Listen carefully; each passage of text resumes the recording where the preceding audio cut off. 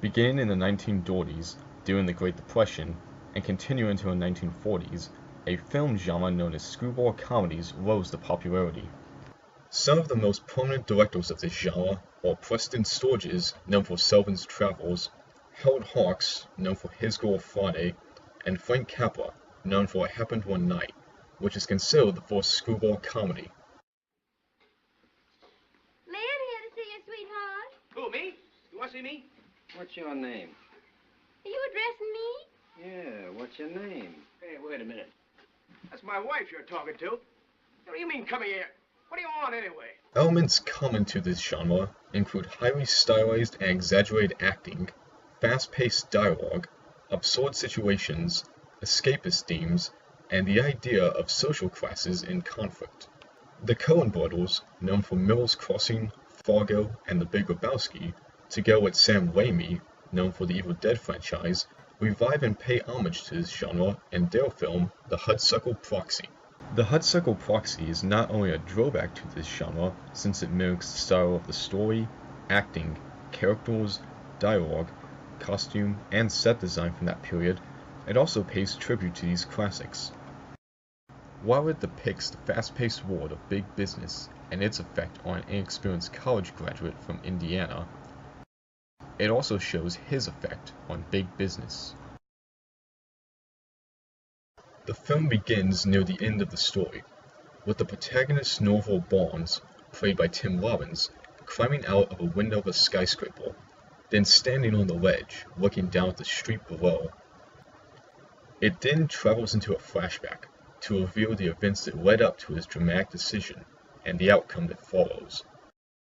The flashback begins with the president of Hudsucker Industries climbing onto the conference table and then running across it and jumping out of the top floor window of the company's high-rise building.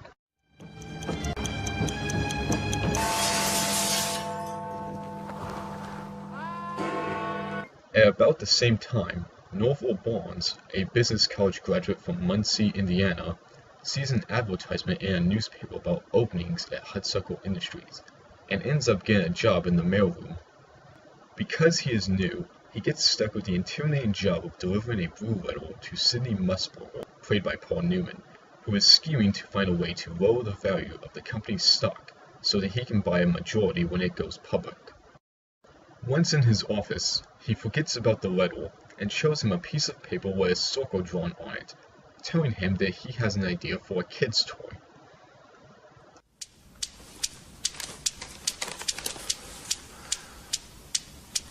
You know, for kids. Musburger thinks he's incompetent and decides to make him president in order to accomplish his goal. Amy Archer, played by Jennifer Jason Leigh, is a reporter assigned to write a story on Barnes. She gets a job as his secretary to learn more about him, and discovers Musburger's scheme. While Barnes' invention flops in the beginning, just as the company's executives hoped it would,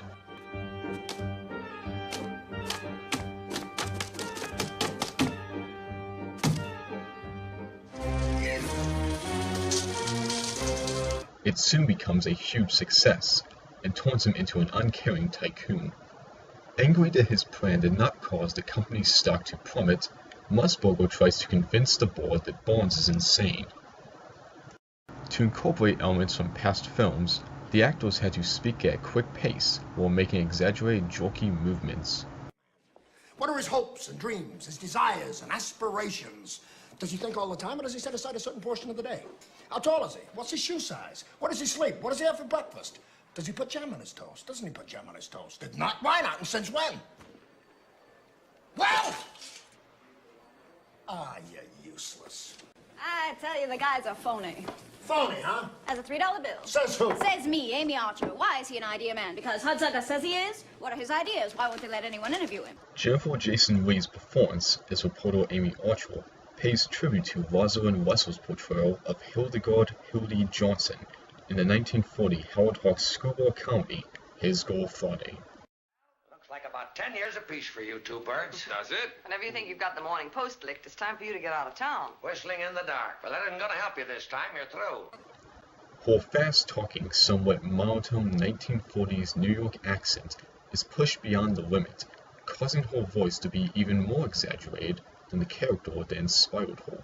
I can't print that. Why not? It's all true. The board's using the poor guy. They're depressing the stock so they can buy it cheap. It's pure speculation why they'd have my butt in a satchel. Oh, satchel, Bert. I know they're gonna buy that stock. You don't know anything. Fact is, they haven't bought it. The stock's cheap, Archie. What are they waiting for? Her acting completely embodies the spirit of old-fashioned cinema, making her character believable. I'm telling you, Smitty, the board of Hudsucker's up to something. Hey, what's a six-letter word for an affliction of the hypothalamus? And it's a cinch. Goiter. It's a cinch. This guy isn't in on it. Oh, she's right here. How much time to make the late final? Chief. Hiya, Chief. Just the person I wanted to apologize to. Bruce Campbell's role as Archer's newspaper pal, Smitty, delivers his lines and makes gestures also reminiscent of big city newspaper journalists from past films. Once the month. Holy moly. And is this guy from Chumpsville? Ha! I even pulled the old mother routine. Adenoids. Lumbago. That guy's got whiskers on it. He delivers his lines in a sarcastic 1940s New York accent, with extreme monotone and at a slower pace, giving his character contrast to Lee's. Here comes the gravy. The chump really likes me. A muncy girl. Better off falling for a rattlesnake. I'm telling you, this guy's just a patsy, and I'm gonna find out what for. There's a real story here, Smitty. Some kind of plot, a setup, a cabal. Oh, and say, did I tell you? He didn't offer you money. A sawbuck. 10 smackers. Let's grab a highball. While their acting was inspired by His Girl Friday, it is a more over-the-top and comedic version, giving respect to those past films while also embellishing the humor within them. Papers? I've got an even hotter story. The sap from the city desk. Watch it, Archer. It's about a dim-witted editor who... Hey, easy, tough guy.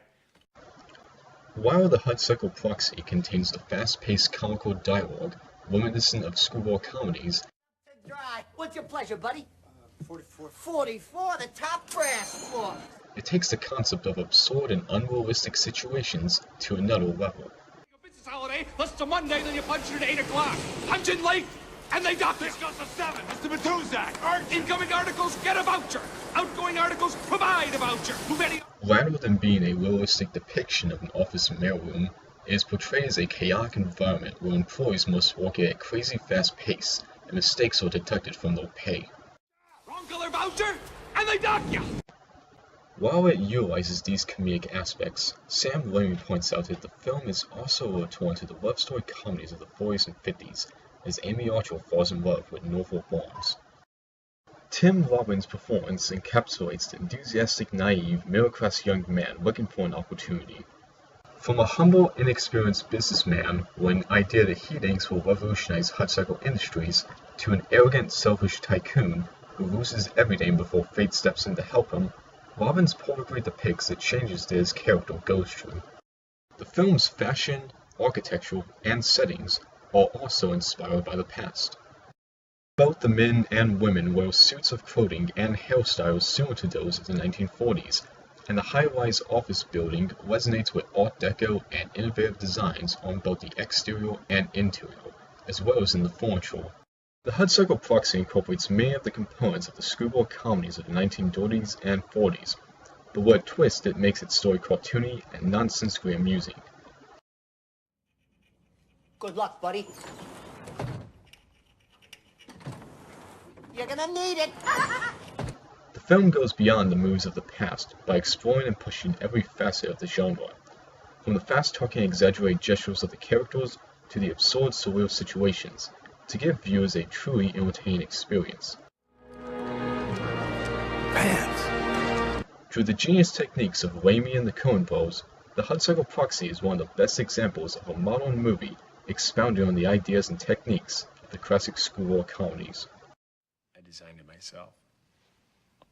This is the sweet baby that's gonna put Hudsucker right back on top. Uh-huh. You know, for kids.